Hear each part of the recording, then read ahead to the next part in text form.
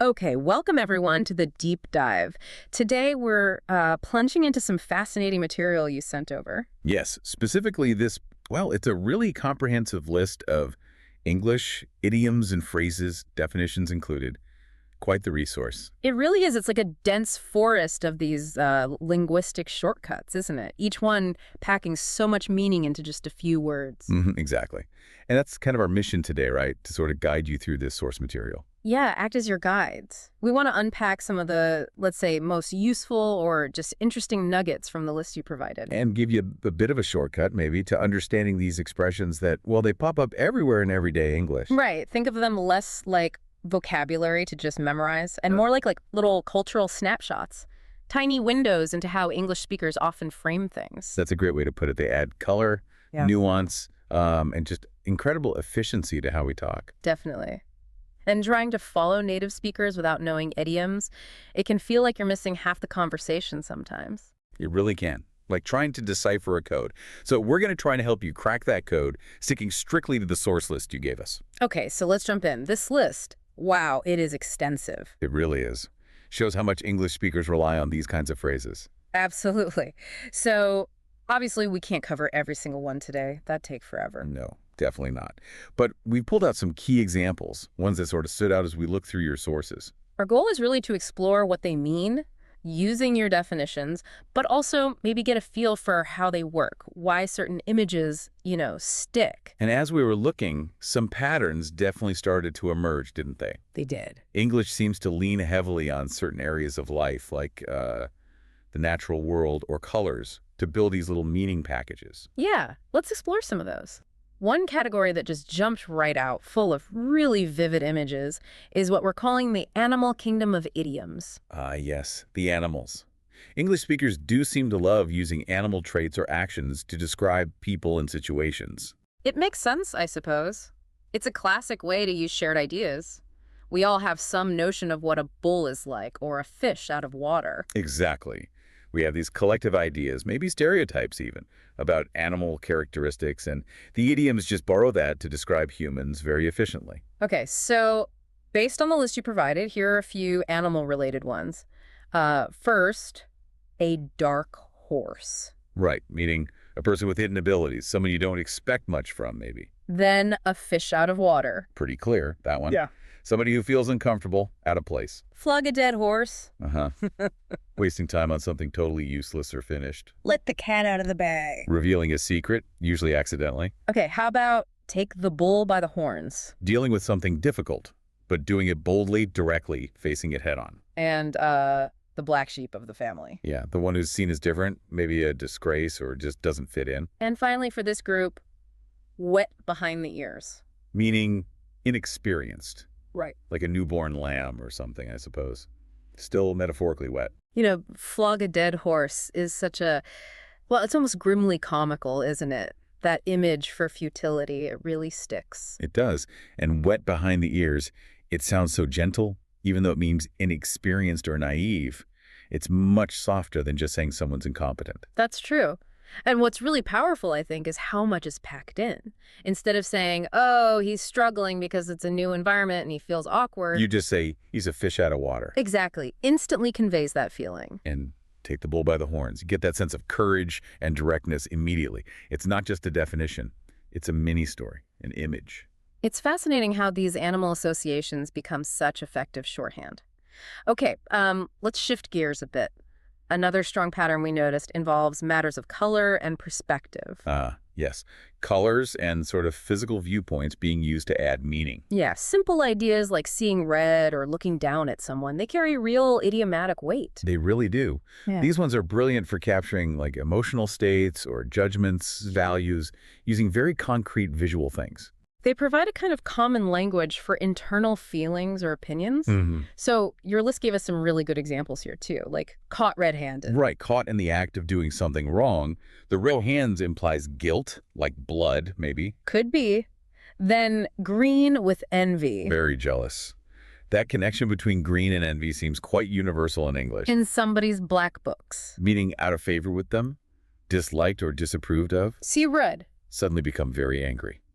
like a switch flips. And a white elephant. Ah, yes. Yeah. A useless or unwanted possession, often something expensive to maintain but yielding little value. Okay, then there's look at something through rose-colored spectacles. Seeing things in an overly positive, maybe unrealistic way. Everything looks rosy. And the opposite, perhaps. Look down one's nose at somebody. To feel or act superior towards them. That physical act of looking down embodies the feeling. It's interesting, isn't it, why these specific colors? Red for anger, green for envy, black for disfavor, white for uselessness.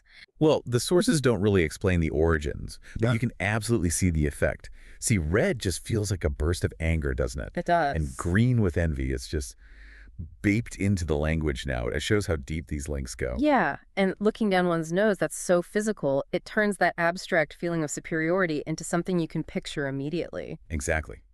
Using the physical world, like color or posture, to describe something psychological or emotional, it's very effective shorthand. It really is.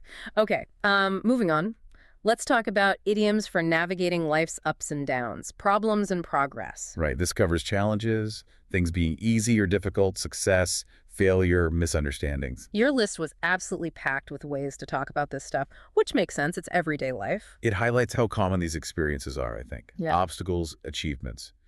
We need quick ways to label these universal situations. Okay, so from your list, we pulled out a piece of cake, Something very easy to do, simple. a bitter pill to swallow, A difficult or unpleasant fact that you just have to accept. a storm in a teacup, A lot of fuss or anger about something really trivial or unimportant. blessing in disguise. Ah, that's a nice one.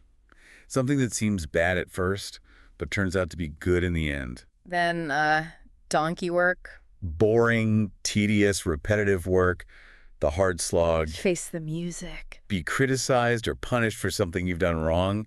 Accept the consequences. get the wrong end of the stick. To completely misunderstand what someone meant. Okay, nearly there for this section. Out of the frying pan into the fire. Moving from a bad situation to one that's even worse or at least just as bad. No improvement. Red tape.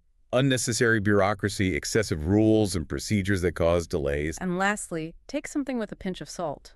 To not completely believe something. To be skeptical about it. Wow, that's quite a range, isn't it?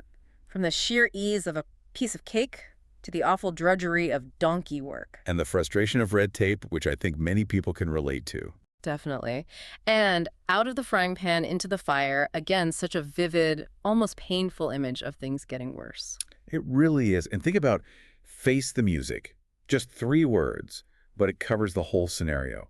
Wrongdoing, getting caught, the confrontation, the consequences. It's so much more evocative than just saying, accept punishment. Exactly. And a storm in a teacup, using that image of scale, a huge storm in a tiny cup, perfectly nails the idea of overreaction. These idioms are just masters of compact, relatable meaning. They really capture these shared human experiences so precisely. Okay, one final category we pulled out from your list.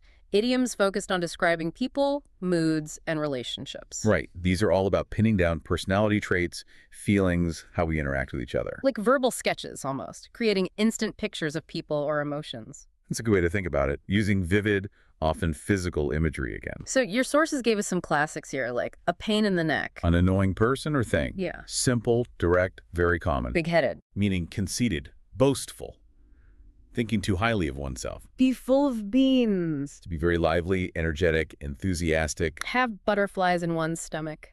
That feeling of being very nervous or anxious about something. Make a mountain out of a molehill. To make a big fuss about something trivial. Exaggerating a small problem. Not be one's cup of tea. Meaning something doesn't suit your taste or preference. A polite way to say you don't like something. Pull one's leg. To tease or joke with someone, often by telling them something untrue. See eye to eye with somebody. To agree with them. To share the same viewpoint. And finally, thick-skinned. Meaning insensitive to criticism or insults. Not easily offended. Full of beans. I have no idea where that comes from logically. Me neither, actually. But you instantly know what it means. It conveys that energy perfectly. It does. And thick-skinned is another great example, taking a physical idea, tough skin, and applying it to emotional resilience. Or lack of sensitivity, maybe. And a pain in the neck is just, universally understood, I think. Absolutely. These idioms often make internal feelings like the butterflies, or abstract traits like being thick-skinned feel tangible, physical. They make things like nervousness or agreement, seeing eye to eye, very concrete and easy to grasp. Yeah, and making a mountain out of a molehill, another brilliant use of scale to show disproportionate reaction. They're just incredibly effective tools for quickly describing people and how we relate. So as we sort of wrap up this particular deep dive into the source material you shared, it's worth saying again, this was just a selection, a small taste from that huge list. Definitely. But hopefully these examples give you a good feel for just how diverse, how colorful, and sometimes, well, how surprising English idioms can be. I think the real takeaway here isn't just memorizing definitions, though your source list is excellent for that. Right. It's more about understanding how these phrases function, how they compress ideas, use imagery, and how vital they actually are for, really getting the nuances of everyday English. They're a powerful shortcut to deeper understanding, really. Absolutely. So, yeah, we've taken this deep dive into your source material, exploring how phrases like green with envy or face the music pack so much meaning into such small packages. We hope this exploration has given you a useful shortcut, maybe distilled some key insights from that list. To help you feel, I guess, more informed and better equipped to spot and understand these common expressions when you hear or read them. So maybe final thought for you as you look back over that full list of idioms and definitions in your sources after our chat. Which ones now stand out to you? Yeah, which ones seem particularly useful or maybe just surprising in their imagery? And perhaps more importantly, how might you start actively listening for them, noticing them in the English all around you? Okay, let's get into this. What does it really mean to master English? Not just like getting by, but really hitting that absolute top level. Yeah, it's reaching a point where language becomes this incredibly precise tool, right? Where you can handle nuance, complexity in demanding settings like academia or high-level jobs. It's really the peak. The peak, exactly. And we often talk about that peak in terms of the CEFR levels and specifically C2 proficiency. That's what we're diving into today, looking at C2 English vocabulary based on this source material you brought, Mastering C2 English Vocabulary. Mm-hmm.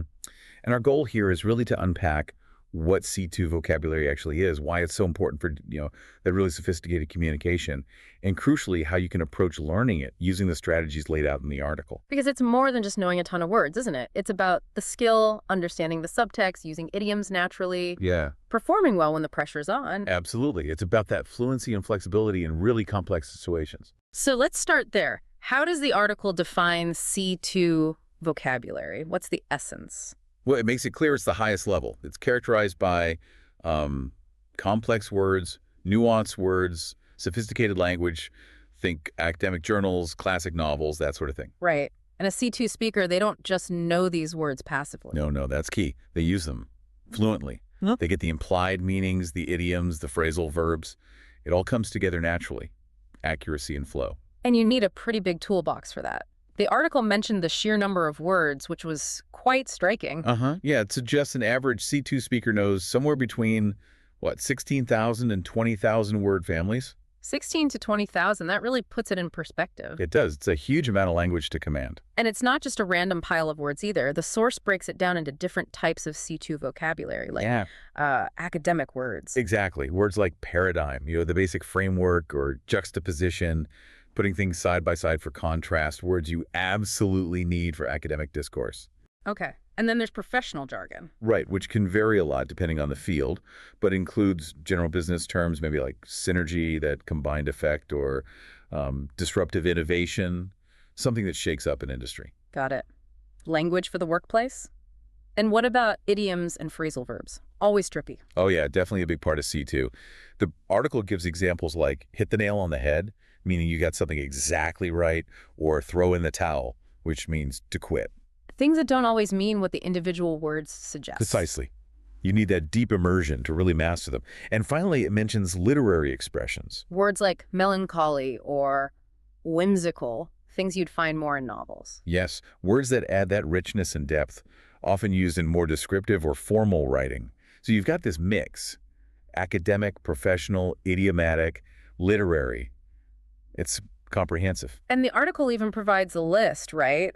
100 C2 words. It does, and it's super helpful to see concrete examples. We could maybe look at a few just to see how they work in context based on the article's examples. Yeah, good idea. What about aberration? Okay, aberration. The article defines it as a departure from what's normal or expected. The example sentence is, his sudden outburst was an aberration from his usual calm demeanor. Right, so it's not just unusual, it's like a specific deviation from the norm. Exactly. It implies it's out of character, temporary maybe. How about, alacrity? Ooh, I like that one. Cheerful readiness, briskness. The example. She accepted the job offer with alacrity. It's more than just saying yes, it's eager. Captures that enthusiasm, doesn't it? Very precise. Another good one is cacophony. Yeah, that harsh, jarring sound. The example. The traffic outside was a cacophony of honking horns. You can almost hear it. Much stronger than just saying it was noisy. Definitely more evocative. Ephemeral. Meaning lasting a very short time. The article uses, trends in fashion are often ephemeral. Perfectly describes how fleeting fashion can be. Spot on. And facetious. This one's more about social tone. Yeah, treating serious things with inappropriate humor. The example was, his facetious remarks were inappropriate at the meeting. It nails that specific kind of misplaced, maybe slightly sarcastic humor. Right, that flippant tone when it's not called for. Okay, one more maybe incongruous. Means not fitting in, out of place. The source gives, his casual outfit was incongruous at the formal event. It highlights that clash, the mismatch. Yeah, so these examples really show how C2 words offer this extra layer of precision. You know, they're not just fancy synonyms. They let you express exactly what you intend. And the full list in the article has loads more like these. Okay, so we've got a clearer picture of what C2 vocabulary is, this huge nuanced collection of words. The big question then is, how on earth do you learn it? That 16,000 number sounds, well, intimidating. It can feel that way, definitely. But the article lays out some really practical, proven methods. It stresses consistency, exposure, and perhaps most importantly, active practice. It's not a passive process. Right, and the first method it really drills down on is reading a lot, advanced stuff. Yes, exactly. Novels like Pride and Prejudice, 1984, classic literature, Shakespeare, Dickens, Virginia Woolf are mentioned. These are where you see that sophisticated vocabulary used really well in context. Makes sense. And not just fiction, right? It also suggests academic journals, news sources like The Economist or the New York Times.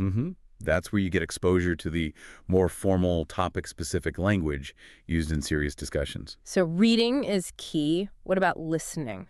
Also crucial. The article points to things like TED Talks, podcasts from the BBC or NPR, maybe audiobooks on complex topics. Hearing the language used naturally helps with pronunciation, rhythm, how words are actually used in speech. Okay, so input from reading and listening, but you said active practice is vital. Absolutely. The article emphasizes actually producing the language. Things like writing essays or reports where you need to use formal vocabulary. Or getting into debates and discussions about complex ideas. Pushing yourself to use the language. Yes. And specifically, consciously trying to use the new words you're learning in your own speaking and writing. That's what really embeds them, taking them from passive knowledge to active use. Okay. And are there any tools or tech that can help? Yeah, the article mentions vocabulary apps and flashcards. Things like Anki, Quizlet, Memrise, which use spaced repetition. That's basically reviewing words at strategic intervals to help you remember them long term. Smart learning techniques. Definitely. Yeah. And having good dictionaries on hand, like Cambridge or Merriam-Webster, for checking precise meanings and seeing more example sentences. Right. Okay, so that gives us the how. Now, people listening might have some specific questions. The article has an FAQ section. Maybe we can cover some of those. Like, is C2 really the same as being a native speaker? Good question. The article positions it as near native proficiency. It's the level you need to function effectively, without disadvantage, in those demanding academic and professional environments alongside native speakers. Okay, near native. And the time commitment. How long does this typically take? The big question. The article says, look, it varies massively. Depends on your starting level, how intensely you study, how much you practice, but it generally suggests upwards of 1,000 hours of dedicated study and practice. It's definitely a long-term goal. A marathon, like you said earlier. Yeah. And with so many words, what's the best way to actually remember them? Well, the source advises going beyond just rote memorization. Using mnemonics, memory tricks can help. Learning words in context from all that reading and listening is key. And again, actively using the words yourself. That really makes them stick. Right. Usage is crucial. What about exams like IELTS or TOEFL? Do you need C2 for those? The article clarifies that C1 is often technically sufficient for the requirements of those tests. But using C2 level vocabulary strategically can definitely boost your scores, especially in speaking and writing, because it shows a higher level of command. So it helps you stand out. Why are C2 word lists useful then, if it's not just about memorizing lists? They serve as a guide, really. They help you identify the types of words, academic, formal, nuanced, that are typical of this level. So you know what kind of language to focus on mastering for high-level communication. Gives you a target. Okay. And for something like the Cambridge C2 proficiency exam specifically, any guidance on word count there? The article suggests aiming for active command of around 3,000 to 5,000 advanced words, with a strong focus on those used in academic and professional contexts. It's about the relevant words, not just hitting a huge number. Quality over quantity in that sense. What kind of words tend to appear most in the C2 speaking or writing tasks? You'd expect to see abstract vocabulary, lots of formal language, specific terms related to common C2 topics like society, environment, technology, and also really precise language, strong verbs, nuanced adjectives that let you express complex ideas clearly. And it's not just individual words, is it? Phrases matter too. Hugely important. The article stresses practicing idioms, phrasal verbs, and also formal collocations, words that naturally go together, like pose a challenge or conduct research. Mastering these is vital for fluency and sounding natural. Right. Is there actually a difference people should worry about between C2 words and C2 English vocabulary? Not really, according to the article. They're pretty much used interchangeably. Both refer to the kind of high-level language needed for C2 proficiency. The focus is on the function of the language at this level. Okay. And finally, is this something only for, say, academics? Or is it really suitable for any non-native learner aiming high? Oh, absolutely, for anyone aiming for that top tier. The article makes it clear the strategies and the goal itself are aimed at any learner, whatever their background, who wants to achieve the highest level of English proficiency defined by the CEFR. So pulling it all together for you listening, getting to C2 vocabulary isn't just about ticking a box or learning lists. It really is about unlocking a deeper level understanding, being able to communicate with much more precision and power, and feeling, well, more confident in really complex situations. Exactly.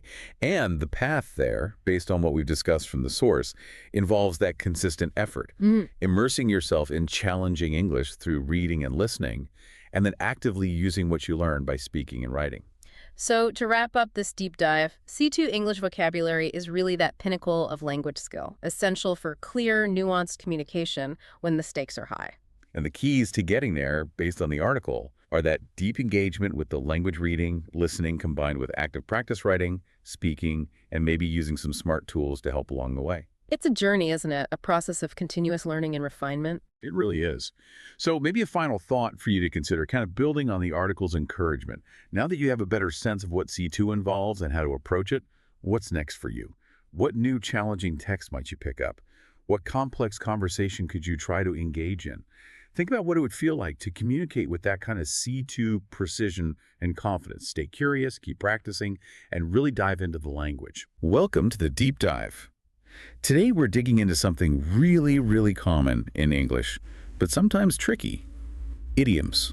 That's right. We're using a list of frequently used ones as our starting point. And our mission really is to unpack these phrases. And the meaning often isn't obvious just from the words themselves. Exactly. They're like these coded messages, shortcuts to express bigger ideas or common situations. Understanding them is key to understanding English as it's actually spoken. Yeah, it gives you a real advantage. So we'll go through some common ones from our source list, figure out what they mean, how you use them. And just pull out those key bits of understanding for you, quick and thorough. Right. So where should we start? Maybe with idioms about perspective, how we look at things. Good idea. Like a blessing in disguise. That's a great one. Oh, yeah, I like that one. It's when something seems bad at first, right? But then it turns out to be good. Precisely. The definition is a good thing that seemed bad at first. And the example helps. Not having a car is a blessing in disguise. She gets a lot more exercise now. Right. Losing the car seems negative, but the unexpected plus is getting fitter. It's about that hidden positive. Okay. Let's shift gears. What about communication? Lots of idioms there. Oh, definitely. Like beat around the bush. Yes, you hear that all the time. It means someone's not getting to the point, right? Sort of talking in circles. Exactly. To speak in a roundabout way, usually avoiding something maybe awkward or difficult. And the example is perfect. Don't beat around the bush. come straight to the point. It's a plea for directness. Just say it. Then there's make a long story short or cut a long story short. Similar idea, but more about summarizing. Yeah, it's like a signal. You're telling the listener, okay, skipping the details, here's the main point. The definition says providing just the basic facts. Like in the example, to make a long story short, I had a wonderful time during the summer. Right. You're giving the headline, not the whole vacation play-by-play. It's a useful flag in conversation. Okay. How about one that talks about, well, truth versus talk? Actions speak louder than words. Fundamental. Basically, believe what people do, not just what they say. It emphasizes that behavior is the real test, especially if words and deeds don't match up. Totally. The example is quite telling. He keeps saying he loves me, but actions speak louder than words. He speaks for charity, but never does anything. The lack of action reveals more than the promises. Exactly. What you do matters most. Sometimes the meaning isn't obvious at all. You have to sort of infer it. That sounds like read between the lines. Yes. Looking for the hidden meaning, right. What's implied but not actually said. Right. It's about paying attention to tone, context, what's missing. To look for the real meaning of something? The example, you must read between the lines in order to get its full meaning, shows it's about deeper understanding. Going beyond the literal. And for summarizing concisely. You put it in a nutshell. Right. Signals a very brief essential summary is coming, describing something brief or to the point. And the economic example is good. Unemployment is rising, prices are increasing. In a nutshell, the economy is in trouble. Boils it all down. Exactly. Okay, let's move on. How about idioms dealing with, well, life's challenges? Effort, problems, consequences. Oh, English is rich with those. We could start with bite the bullet. That paints a picture, doesn't it? It means facing something unpleasant. Because you have to, right? It's inevitable. Yeah, to get something over with because it is inevitable, you just brace yourself and do it. Like the dentist example. Yeah. He hates going to the dentist, but he'll just have to bite the bullet. Perfect. Facing the unavoidable. What about when people try to save time or money, but maybe not in a good way? That seems like cutting corners. Yeah, that usually sounds negative. It is. It means doing something poorly to save time or money. Quality suffers. Like the example warns. The new system can never be speeded up without cutting corners. Speed comes at the cost of quality or safety. Right. It's often a criticism. But then, on the flip side, there's the idea that effort is necessary for reward. No pain, no gain. Pretty straightforward, that one. You have to work for what you want.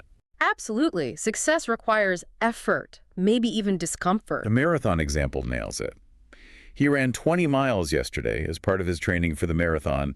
No pain, no gain. The hard work is part of the process. Necessary. Okay, sometimes things just keep piling up, and then one more thing happens. And that's the last straw. Right. The final thing in a series of bad things that just makes it unbearable. Exactly. The last in a series of unpleasant events. Like the camel's back, you know. Yeah. The example. He'd broken his promise again, and it was the last straw. That final broken promise was the breaking point. After a build-up. And sometimes a bad situation can get even worse. Oh, yes. You used to make matters worse then. It introduces something additional that makes an already bad situation, well, worse, to make the situation even more unpleasant. Like, to make matters worse, my mother then lost her keys, adding another problem onto existing ones. Increases the stress. Yeah. Okay. What about just feeling a bit off? Not really sick, but... You'd say you're under the weather. Right. A gentle way to put it. Yeah, means feeling like slightly unwell or in low spirits. Could be a cold or just feeling a bit down. Temporary, usually. The example shows that. My father was under the weather last week, but all right now. Exactly. Just not feeling 100%. And when something bad happens that you can't change, like a mistake. Then you remember, don't cry over spilled milk. Meaning, don't waste time regretting what's done and can't be undone. To lament something that cannot be altered. Right. Especially minor things. Accept it and move on. The example is direct. We made a mistake, but there's no point in crying over spilled milk. Focus on now. Good advice. Speaking of advice, what about being cautious before acting? Look before you leap. Simple but important. Think carefully before taking any action. Consider the risks. Yeah. Plan ahead. Don't be impulsive. The example stresses it. No matter what you want to do, please look before you leap. Good general warning. Yeah. Okay, now for a social one. When there's a big issue everyone knows about, but nobody mentions. That's the elephant in the room. Such a great image. An obvious truth that is deliberately ignored. The Because it's awkward, sensitive, problematic, easier to pretend it's not there. The example points it out. The topic was the elephant in the room. They simply chose to ignore. Everyone knew, nobody spoke. Classic avoidance tactic. But even in bad situations, sometimes there's a positive aspect. That's the idea behind every cloud has a silver lining. Finding the good in the bad. It's just an unpleasant situation has some advantage, even if it's hard to see at first. Yeah, a glimmer of hope, maybe a lesson learned, like the relationship example. Although his relationship is going through a difficult phase, every cloud has a silver lining. Maybe the difficulty leads to something better down the road. Possibly. It's about finding that potential positive. Now, what if people are making a huge fuss over something tiny? That's a storm in a teacup. Right. Big reaction, small cause, a lot of trouble about something unimportant. Totally disproportionate. The example says it all. What is it all about? Nothing serious, just a storm in a teacup? Or anger is unreasonable? Over the top. Definitely. Okay, expressing determination no matter what. Come rain or shine. Means you'll do it regardless of challenges, right? Right. No matter what, regardless of the circumstances. Exactly. Like the project deadline example. Come rain or shine, I'll finish my project before the deadline. Shows real commitment. Unwavering. Okay, how about taking chances? Well, there's fortune favors the bold. Suggests that taking risks can lead to big rewards. Great rewards for someone who takes risks. Yeah, being proactive, maybe a bit daring, increases your chances of success sometimes. Like in business. In this industry, fortune favors the bold. Suggests caution isn't always the best strategy. Right, sometimes you have to take that leap. And if something is just an essential, unavoidable part of something else, That's part and parcel. meaning a basic and necessary part of something, you can't really separate it. Right, like the journalism example. Working irregular hours is part and parcel of being a journalist. It just comes with the territory. Got it. Okay, a couple more areas. Judgment and rarity. Sure. For judgment, the big one is don't judge a book by its cover. Everyone knows that one. Don't rely on appearances. Right. Should not judge based on outward appearances. Exactly. Look deeper. The candidate example works well. Candidate looked intelligent, but you can't judge a book by its cover. Appearance can be deceiving. True. And for things that hardly ever happen. That happens once in a blue moon. Meaning extremely rare. Extremely rare in occurrence. Yeah, like that amazing opportunity. It was an opportunity that comes once in a blue moon, unlikely to repeat. Makes sense. Okay. Efficiency. Getting two things done at once. That's kill two birds with one stone. A bit of a harsh image, but the meaning is clear. Get two things done with a single action. Right, maximum efficiency. The examples show this mastering English hells in multiple ways, or reading the paper while having tea. Combining tasks. Exactly. And finally, there's a warning about knowing just a little bit. A little learning is a dangerous thing, or sometimes a little knowledge. Right. Meaning that superficial knowledge can be misleading, maybe worse than no knowledge. Yeah, it can lead to overconfidence, mistakes, the idea that little knowledge can mislead people. The example about intricate art makes sense. A little knowledge can be a dangerous thing when dealing with the intricate art.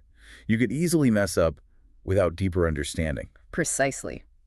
Depth matters. So you can really see how understanding these idioms is, well, pretty crucial for getting English. Absolutely. They're everywhere, in conversation, in media, and they pack a lot of meaning into just a few words. Knowing them helps you decode what's really being said. And it stops you getting tripped up by literal meanings that just don't fit. Right. And, using them yourself when it feels right can make your own English sound much more natural. More fluent, definitely. It adds that layer of nuance. It really does. So we've covered quite a few today, just scratching the surface, really. But mastering these is a big part of getting comfortable with English. Yeah, they offer these little snapshots of how people view things, challenges, communication, luck. Think about how many there are, especially around those universal themes: difficulty, talking clearly, making judgments. What does this huge collection of phrases tell us about, shared human experience? That's a great point. They aren't just random. They're like condensed wisdom or observations passed down through language. Maybe something for you, the listener, to think about. Which of these idioms really clicks with you? Which one feels most true to your own life or perspective? And, why might that be? Okay, so get this. Today we're looking at how to boost your English fluency with just 19 words. Wow. Yeah. Crazy, right? Sounds too good to be true, but that's what this whole deep dive is about. Yeah. We're going to look at the source material. It's like a crash course for English fluency. Just 19 words. You know, it's interesting because a lot of people think that to be fluent, you have to know tons of words. Right, right. But this is like the opposite. It's about using the right words at the right time. Oh, I like that. Like having a toolbox. Exactly. With just the tools you need. Yeah. So where do we even start with this? There's like all these different categories in the source material. Well, the first one that comes to mind is transition words. Okay, transition words. You know those little words that connect your ideas? Like however and therefore. Exactly. Those are great examples. Yeah, we use those all the time. Yeah. But they're so important. Yeah, I never really thought about like why they're important. Well, think about it this way. Okay. If you were listening to someone and they just jumped from one idea to the next without any transitions, it'd be so jarring. That sounds so spread. Where are you going with this? Yeah. So transitions help everything flow. And when you use them well, you sound more organized, more articulate. Right, because you're guiding the listener. Exactly. You're not just like throwing random ideas out there. It's like you're saying, hey, stick with me here. I'm taking you somewhere. Okay, that makes sense. So those little words really make a difference. They do. Now, I want to talk about something that I struggle with. Okay. It's those power verbs and clarity adjectives. Like, why say something is good? Right. When you could say it's compelling. Exactly. Or insightful. Yes. Like, think about a time when you were just captivated by something. What words would you use to describe it? Exactly. You want to use words that paint a picture. Okay. And strong verbs do that. So instead of saying, I made a new strategy, you say, I implemented a new strategy. Exactly. So that's much stronger. Oh, it sounds so much better. Right. But sometimes I just don't have those words at my fingertips. Right. You know? I know what I want to say, but... Yeah, it can be tough. Yeah. But that's the beauty of this 19-word thing. You don't have to learn a million words. Yeah. Just focus on these key ones. So quality over quantity. Exactly. And it's not about trying to sound like super smart. Right. It's about being clear and effective. Like, for example, if you're sending a professional email and there's a problem, instead of saying, this is bad, you could say, this presents a challenge. Okay, so you're still acknowledging the problem. Right. But in a more professional way. Exactly. Okay, I like that. Okay, now for the one that always trips me up. Oh, tell me. Affect versus effect. Oh, colossal. I swear, I still mix these up. Don't worry, you're not alone. Even native speakers mess these up. Oh, thank goodness. But it's so important to get them right. Yeah, if you're giving a presentation or something, right, it can undermine your whole message. Exactly. So how do we finally conquer this? Okay, so remember this. Affect is usually a verb. A verb. Meaning to influence. Okay. And effect is usually a noun, meaning the result. Okay. So the weather affected my mood. It influenced how you felt. Right. And the effect of the weather was that I stayed inside. That was the outcome. Yeah. Exactly. Oh, okay. That makes a lot more sense now. Good. So we've got our transition words, our power verbs and adjectives, and we've tackled those tricky word pairs. What's next? Let's talk about natural phrases. Ooh. You know, those little expressions that make you sound like a native speaker. Exactly. I'm ready to unlock the secrets. What have we got? Well, the source material mentions things like out of the blue, hit the nail on the head, think outside the box. Okay, so I actually use those. Yeah. But I never thought about how they might sound to someone learning English. Right, because for native speakers, Yeah. they just come naturally. Right, right. But they add so much personality to your language. Instead of just like stating facts. Exactly. You're adding flavor. Right. It's like adding spices to a dish. I love that analogy. So the other day, I was telling my friend Yeah. how I saw someone I hadn't seen in years. Mm-hmm. And I said, I ran into him out of the blue. Yeah. It just felt more natural than saying, I saw him unexpectedly. Yeah, those natural phrases, they just add another level. They do. They do. I'm definitely going to pay more attention to those. They're good. And try to use them more. Yeah. It's amazing how these small tweaks can really make a difference. That's what this whole 19-word approach is about. Yeah. Giving you the tools to communicate better. So we've got our transitions, our power verbs, tricky pairs, natural phrases. What's the final tool in our fluency toolbox? Let's talk about those advanced nouns. Oh, okay. You know, words like dilemma, momentum, consensus. Yeah, those are the ones that make you sound really smart. They do. But I'll be honest, I sometimes get a little intimidated by them. Yeah. Like I'll be in a conversation and think, oof, there's a better word for this. Right. But I just can't think of it. I totally understand. Yeah. It's normal to feel that way. Okay. Because we don't use those words every day. Right. But when you do use them, Yeah. it shows a deeper understanding of the language. Like you're saying, hey, I know what I'm talking about. Exactly. I like that. Okay, challenge accepted. I'm going to try to use those more. Good. Maybe I'll impress myself. I think you will. And remember, it's not about sounding smarter than everyone. Right. It's about using language effectively. Okay, so we've explored all these categories Yeah. of these 19 words. Mm-hmm. But how do we actually put this into practice? The source material does mention some practice tips. It does. It talks about the importance of practice. Right, because it's not enough to just know the words. Exactly. You have to use them. You have to actually use them. Yes. And one tip is to start small. Okay, Don't try to use all 19 words at once. right. That would be overwhelming. It would be. So just focus on one or two at a time. That's a great point. It's like breaking it down into smaller steps Exactly. so it feels less daunting. And remember, fluency is a journey. Not a destination. Right. So be patient with yourself and celebrate your progress. Okay, I love that. It even says, like, try to use just one new word a day. Oh, wow. Like, imagine you Yeah. could add 365 new words to your vocabulary in a year.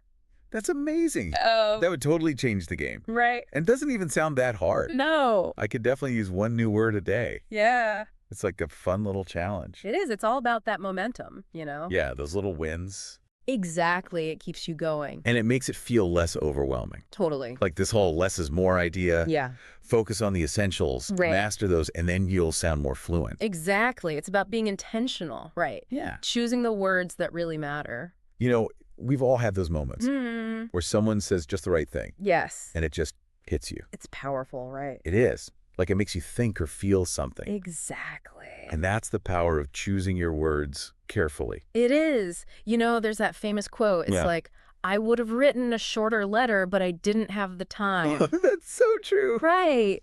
Because being concise, Yeah, it actually takes more effort, it does. but it's worth it. Yeah, it's the difference between just speaking and Ah. really communicating. Exactly. Think about a speech that's moved you. It's Mhm. probably not full of like jargon or super complicated words. Right.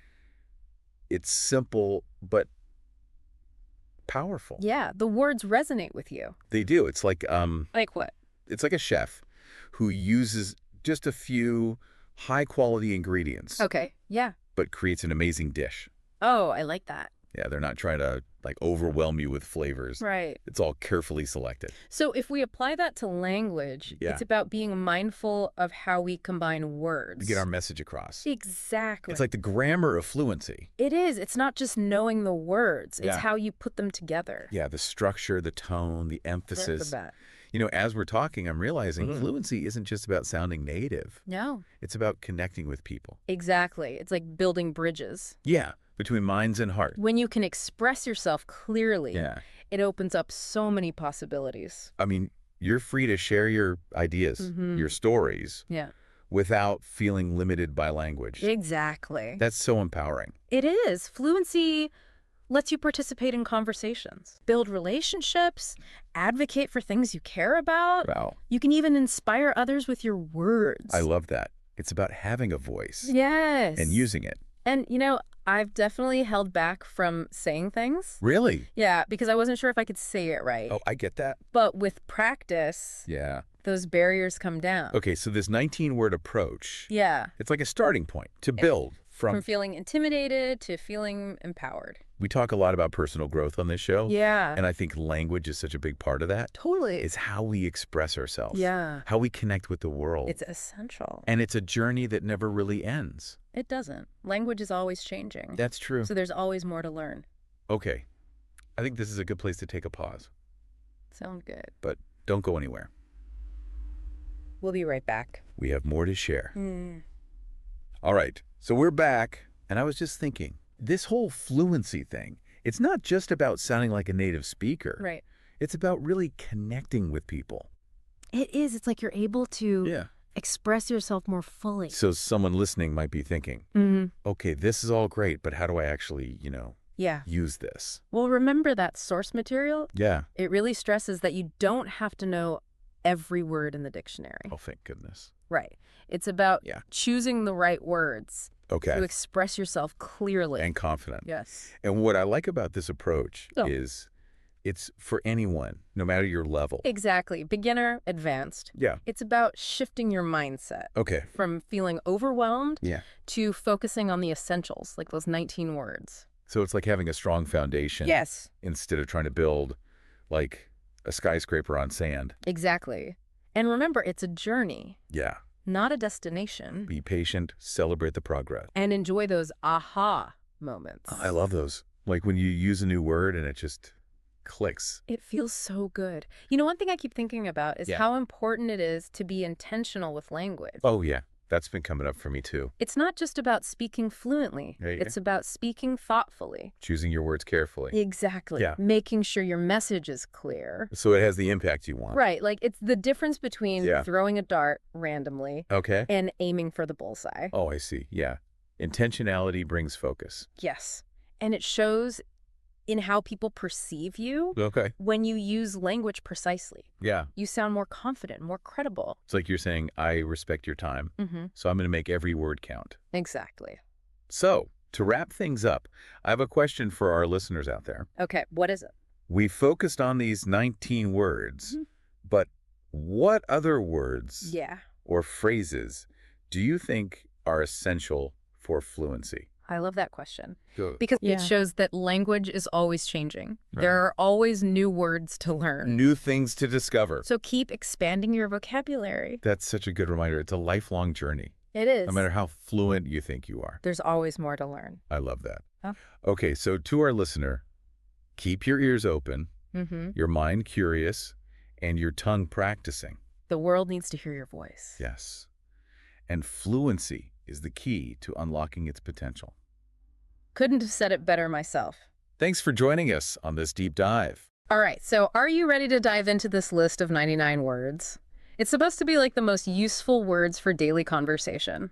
Yeah, it's kind of a fascinating idea. Yeah, it really is. I mean, it's like, you know, this linguistic survival kit, like if you only had 99 words to work with, you know, Right. could you actually communicate? It's like the bare minimum of language. It is. And what's really interesting to me is like, you know, thinking about this list as a way to understand how humans make meaning, you know, Oh, yeah. with just, you know, the fewest possible pieces. Like a linguistic Lego set. Exactly. It's like Yeah. reverse engineering language, Yeah, you know? but it is. We're starting with like this simplified model Right. and using it to understand this complex system. Exactly. So cool. Before we like, you know, break down all the categories and like go word by word, Sure. let's just take a second to appreciate like how much you can actually say with only 99 words. Yeah, that is amazing. I mean, think about it. You can talk about what you did today, how you're feeling, even like make plans for the future, Mhm. all with just this tiny little vocabulary. It's pretty incredible when you think about it. It's mind-blowing. Yeah. Okay, so let's start unpacking these categories. Okay.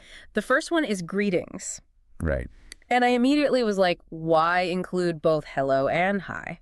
Yeah. Why both? It seems like such a subtle distinction for such a small vocabulary. Right. What do you think? Well, I think that subtle difference actually speaks volumes about like formality in language. Oh, interesting.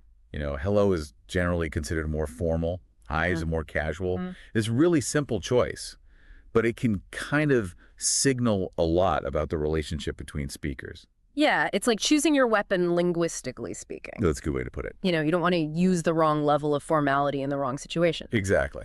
So even in the stripped down vocabulary, it seems like social nuance is still really important. Yeah, definitely. Okay, let's move on to actions. Okay. And right away, I'm intrigued by make and do. Oh, yeah. They seem super basic, but like, I feel like there's so much hidden complexity there. Well, they're like the Swiss Army knives of language, Yeah. you know, and I think it's a clue to how language evolves. Right. You start with these really broad verbs like make and do, Uh-huh. but then as societies get more complex, you need more precise words. Right. But we still hang on to those multi-purpose verbs because they're just so useful. It's like they're carrying the weight of all those more specific verbs within them. Exactly. You know, instead of saying construct or manufacture, we can just say make. Right. Okay, moving on to descriptions. Right? This is where I got really interested Okay. because there are a lot of words for emotions on this list. Happy, sad, tired, hungry, thirsty. Mm-hmm. Why prioritize feelings so much? Well, think about it, being able to communicate basic needs like hunger and thirst.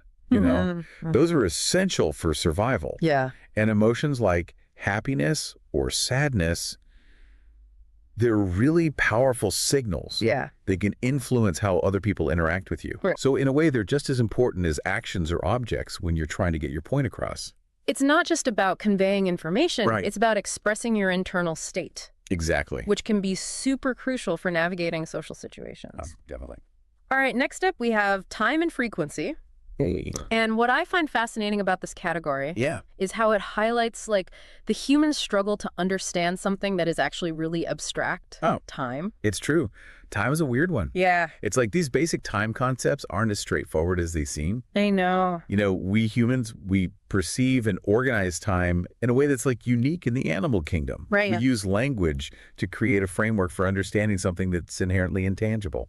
And here, with just a handful of words, always, sometimes, never, we have a whole system for expressing like complex ideas about, you know, when things happen, how often they happen. Right. It's like building a whole universe of time with just a few linguistic Legos. Yes, that analogy. Right. It really is. It's a testament to the power of language to make sense of the world around us. Totally. And it highlights how even seemingly simple words can carry a lot of weight.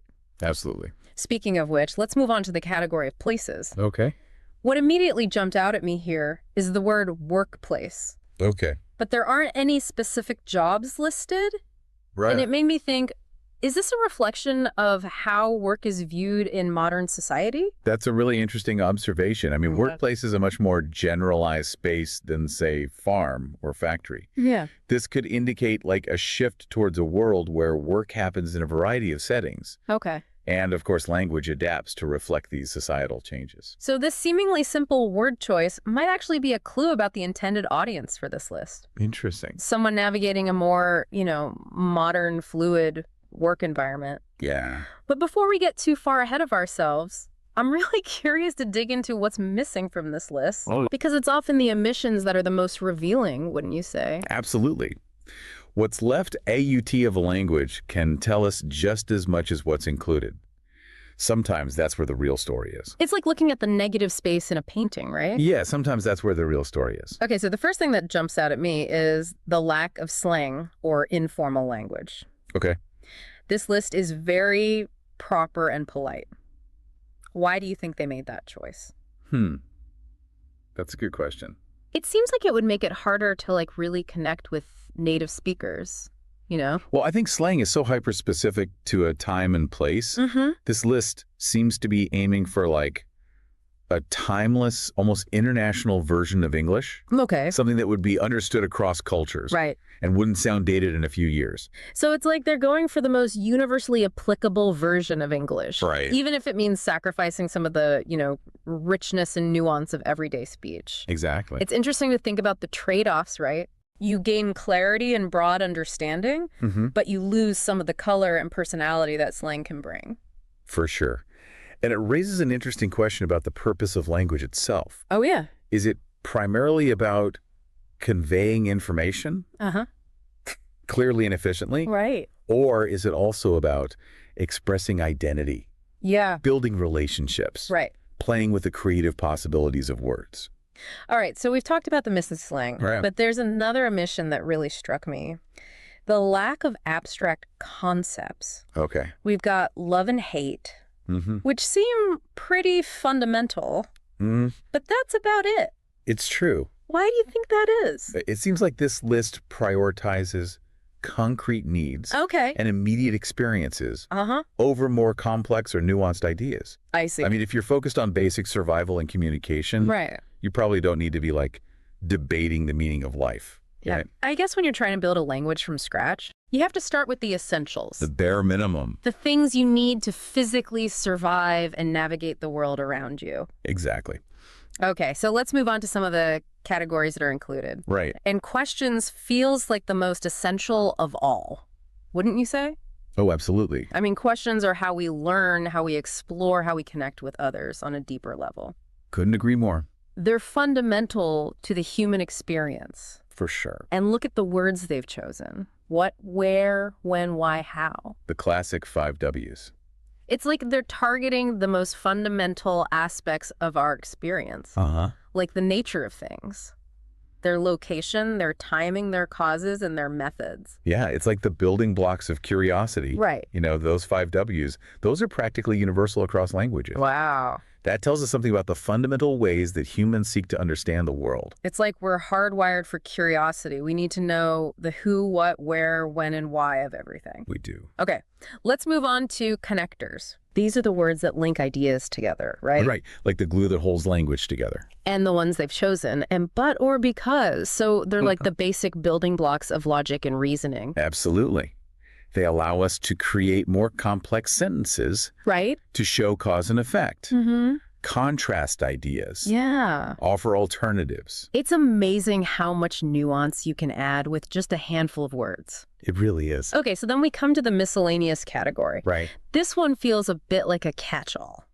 It does. A little bit of everything. But like they're acknowledging that even in a simplified vocabulary, we still need ways to talk about the things that matter most to us. Right. Our relationships, our values, our place in the world. Yeah, we've got thing which is about as general as it gets. Right. But then you've got life, world, friend, family.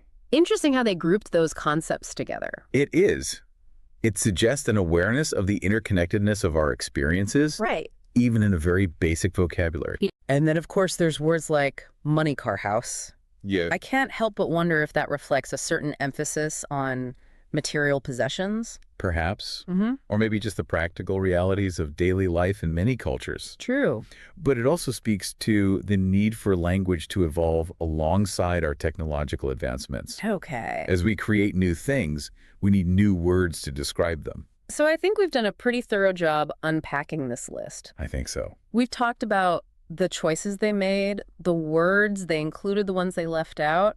Mm-hmm. It's really given us a fascinating glimpse into the essential elements of communication, hasn't it? I think so. It has been a really enriching exploration. It has. And I think what's most striking is how this seemingly simple list of 99 words has sparked so many big questions. Yeah, it really makes you realize that language is so much more than just like a set of words. It is. You know, it's a living, breathing system that's constantly evolving. It really is. And reflecting the world around us. Okay, so we've gone like deep into the nitty-gritty of this list. We've analyzed categories, debated word choices, pondered the missing pieces. But what does it all mean for you, the listener? What can you take away from this deep dive? I hope it's given you a new appreciation for the power of language. Right. Even with just 99 words, you can express a surprising range of, thoughts, feelings, experiences. Yeah. It's kind of a reminder that sometimes simplicity can be a strength. And it makes you think, like, what if you were building your own list of essential words? What would it look like? What words would you choose? What would those choices say about you? That's a great exercise for the listeners. It is. To think about the words you use most often. Yeah. The ones that feel indispensable in your daily life. Because language is so personal. It really is. It's not just about conveying information. It's about expressing who we are. Yeah. How we see the world. Right. What matters most to us. Exactly. By paying closer attention to the language we use the words, we choose the way we string them together. I think we can gain a deeper understanding of ourselves and our place in the world. Totally. So there you have it, our deep dive into the world of essential vocabulary. It's been a blast exploring this list with you. It has been. And hopefully we've left you with some new insights about language communication. And maybe even a little about yourself. And remember, this is just the beginning. The exploration of language is a lifelong journey. It is. So keep asking questions, keep learning. Keep playing with words. And most importantly, keep talking. All right, so you want to speak English. Yes. Right, like with more confidence, I mean. Yeah. Go beyond just hello and goodbye, Yeah. Well, today we're diving into this guide. It says, it'll unlock the secrets to sounding like a native speaker. And let me tell you, there's some seriously cool stuff in here. I do. Way beyond basic phrases. Okay, so what's interesting about this guide, it challenges the traditional way of learning languages. Oh, how so? Well, it argues that instead of focusing only on grammar rules and vocab lists, we should be learning how to actually talk you know? Communicate. Yeah, in real life situations. Right, that makes sense. But Yeah. how do you actually go about doing that? I mean, it's easy to say talk more, but what should you actually be saying? Well, the guide says you should start with simple phrases, Okay. practical phrases that you'd use, in everyday life. Like, Mhm. think of it as building a foundation for fluency. Okay. And it breaks these situations into, like, categories, Very like simple. introductions, daily routine. Yeah. Ordering food, asking for directions, Yeah. and each category gives you a set of phrases and expressions that native speakers use all the time. So it's like a cheat sheet Yeah, for, like, navigating real life conversations. exactly. That's awesome. It takes away some of the pressure, of trying to figure out what to say on the spot. Right. Yeah. And what's really cool is the guide encourages you to, like, Yeah. use these phrases as a springboard Oh, cool. for more extended conversation. Oh, I like that. So let's say you're at a coffee shop, right? Okay. And you want to start talking to someone. Okay. You could start by saying, "Hi, I'm listener's name. I really like the atmosphere here." That's so easy. Right. Yeah, anyone can do that. And then you could ask a question like, do you come here often? Or what's your favorite drink? That's such a good example. Right. It's simple, but it opens the door for a more, like, natural Yeah. conversation. Exactly. But what about this whole... Sounding like a native speaker thing. Okay. Is it really possible to, like, get rid of your accent? Well, the guide, it addresses that Okay. and offers a really fun technique. Imitation. Really? Yeah. What do you mean? It suggests watching popular TV shows or movies Okay. and trying to mimic how they're talking. Wait, so you're telling me I can improve my English by watching, like, Friends? Exactly. That's my kind of homework. And it's not just about the words. Oh, okay. It's about paying attention to the intonation, rhythm, and stress patterns. Mm-hmm. These are super important for sounding natural and fluent.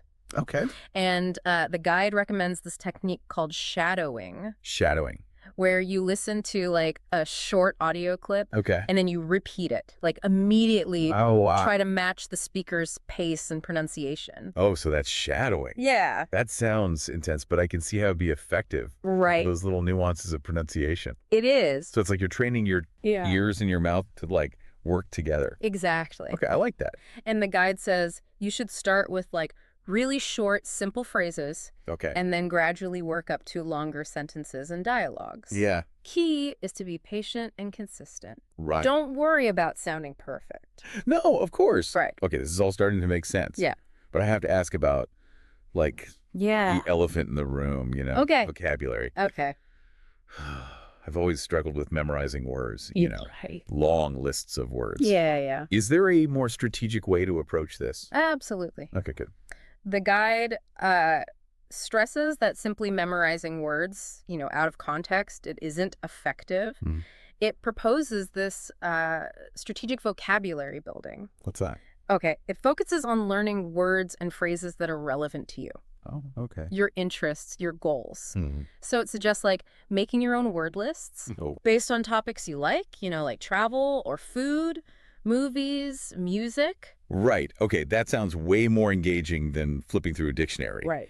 But how do you make sure you actually use these words? Okay, so the guide recommends this technique. Yeah. It's called spaced repetition. Okay. And it involves, like, reviewing the words at different intervals Mhm. to strengthen your memory. Oh, cool. There's tons of apps and websites that can help with that. That's a clever way to keep those words, Yeah. like, fresh in your mind. Right. So it's not just about learning new words, it's about, like, actively using them. Exactly. And Yeah. the guide emphasizes the importance of using these words in context. Okay. So instead of just memorizing definitions, Mhm. try to, like, make sentences, Okay. or even short stories Yeah. that use the words "this will help you," like, actually understand them, Yeah. how they're used. In real life. Yeah, That's such a practical tip. right. It's one thing to know the definition, but it's another to be able to use it, Exactly. like in a sentence. Exactly. Yeah, confidently. The guide suggests finding creative ways to use new words in your daily life.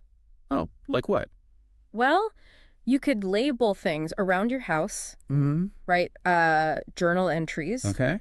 Challenge yourself to think in English for a few minutes each day. Thinking in English. Yeah. That sounds kind of scary, to be honest. It might seem challenging, Yeah. but the guide breaks it down. Oh. It suggests starting with simple thoughts and descriptions, Like what? like I'm hungry, or the sky is blue. Oh. As you get more comfortable, you can, like, increase the complexity. I guess it's like building a muscle. Yeah. You wouldn't expect to lift a heavy weight on your first day at the gym. Right. Right? Exactly. Yeah, it takes time to build strength. And consistency. Yeah, consistency. And the guide emphasizes that the more you expose yourself to the language, the easier it'll be to think in English. So surround yourself with English, Books, movies, music. Exactly. Yeah. And your brain will naturally start to make connections. Oh, I'm starting to get excited about this. Yeah.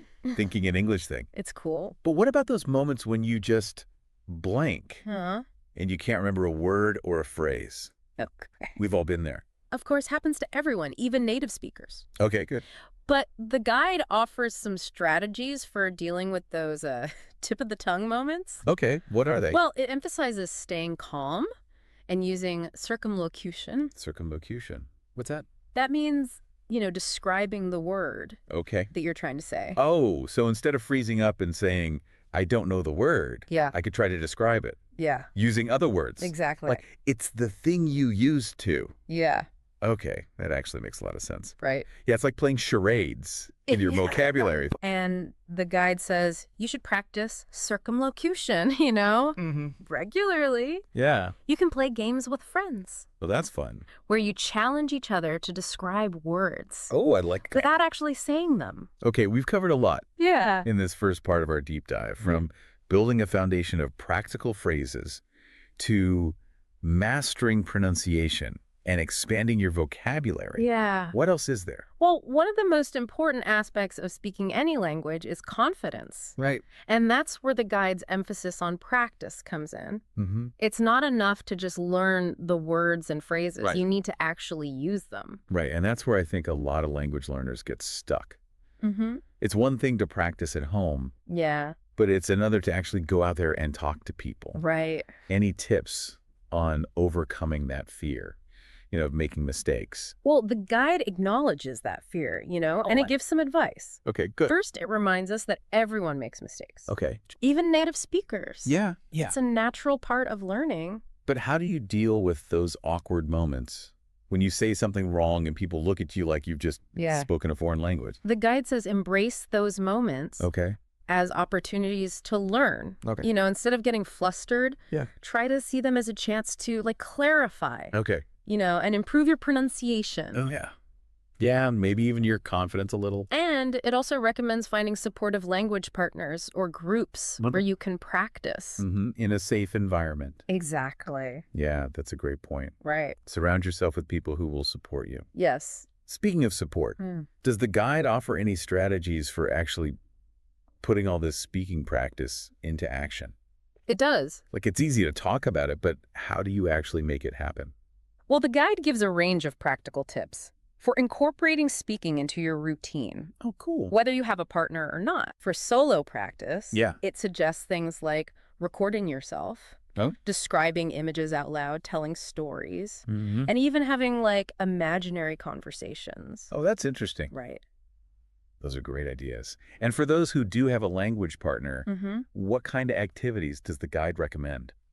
Well, the guide's packed with suggestions for interactive speaking activities. Like what? Like role-playing common scenarios, debating current events, discussing movies or books. Okay. And even playing language-based games. Oh, that's fun. The key is to find activities that are engaging and relevant to your interests. This guide is like a gold mine of advice. Yeah. We've barely scratched the surface here of all the tips and techniques. Yeah. But before we dive into more specific strategies for improving your speaking, let's take a quick break to process all this awesome information. Right. We'll be back soon with more insights from this incredible guide. Sounds good. Welcome back to our deep dive into speaking English like you mean it.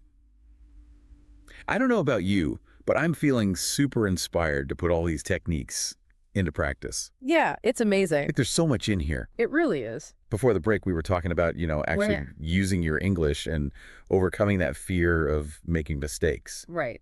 But what about the technical stuff? Like what? Like pronunciation. I know a lot of people, they struggle with specific sounds or accents. Yeah, that's a good point. Pronunciation is often overlooked. Yeah. But it's super important for being understood and sounding more natural. Yeah. The guide actually goes into this. Okay, so what are some things learners should focus on? Okay, so the guide, it breaks pronunciation into 3 core elements. What are they? Individual sounds, word stress, and connected speech. Okay. It says that mastering individual sounds is like the foundation. Okay. For example, a lot of learners have trouble with the sound, Oh, yeah, that one. which doesn't exist in many languages. No, it's hard. Right. It's like my tongue is doing gymnastics. I know, right? Yeah. So what's the secret to getting it right? Well, the Oh. guide says to pay attention to your tongue and teeth Okay. and practice those sounds Mhm. in isolation until they become more natural. Oh, okay. There's a ton of resources online Really? that can show you exactly how to do it. That's so helpful. I wish I had those when I was learning. Right. Okay, so what about word stress? Word stress. Why is that so important? Word stress can completely change the meaning of a word. Oh, really? Like, for example, the word present Okay. can be a noun or a verb, Yeah. right? And the stress changes depending on which one it is. Oh, I see. If you stress the first syllable, it means a gift. Okay. But if you stress the second syllable, it means to give something. Wow, that's a big difference. Yeah, subtle but significant. So how do you know which syllable to stress? Are there, like, rules? There are some patterns, Okay. but English pronunciation can be unpredictable. Yeah, for sure. The guide recommends listening to native speakers Mm. and paying attention to which syllables they emphasize. Okay. It also says to, like, break down words into syllables Yeah. and mark the stressed syllable Oh, that's a good idea. as you learn new words. Yeah, like make your own Yeah. pronunciation guide. Exact. Yeah, I like that. So connected speech. What's that? This is about how words flow together Okay. in natural conversation. Mm-hmm. Native speakers often like blend sounds, Oh, yeah. drop syllables, Oh, link words together. okay. So like, do you want to go? Yeah. Often sounds like, do you want to go? Yeah. Right. So that's why it sounds like they're talking so fast. Right. They're not just speaking fast, they're connecting the words to Okay. make it smoother. I see. Yeah. Okay. And the guide points out that understanding this is important for comprehending native speakers Mm-hmm. and sounding more natural yourself. Okay. It recommends listening for those patterns and practicing, through shadowing. Shadowing again. Yeah. It seems like that technique's really useful It is. for pronunciation. It is. But let's move beyond pronunciation. Okay.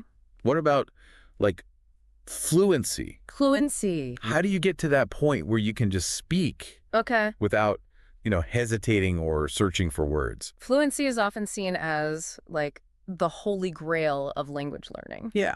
This guide offers some insights. Okay. It says that fluency isn't about speaking perfectly Oh, good. or never making mistakes. Okay, good. It's about communicating your ideas Yeah. effectively and effortlessly. It takes the pressure off. Right. Yeah. But how do you get to that point of effortlessness? Yeah. Is it just practicing a lot?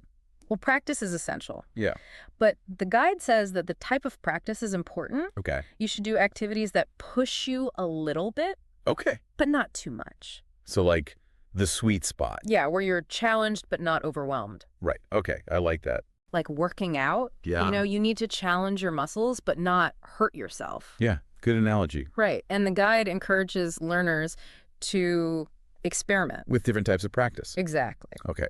So it's all about finding what works for you. Yeah. Okay. And the guide emphasizes that consistency is key. Mm-hmm.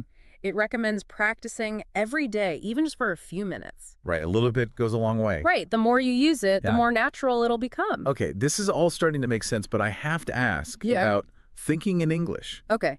Is it really possible? Like, can you actually switch your brain?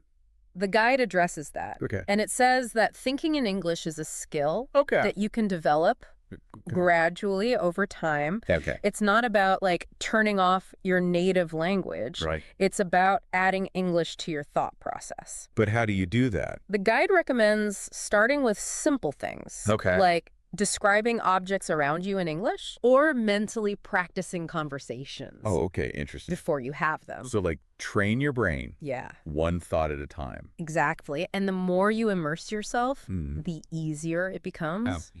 Surround yourself with English Mhm. and your brain will like naturally start to Yeah. process it. That's fascinating. It's like rewiring your brain. Yeah, it is. What about those moments when you're speaking Yeah. and you completely blank? Uh-huh. You can't remember a word. Okay. How do you deal with that? The guide says, first of all, stay calm.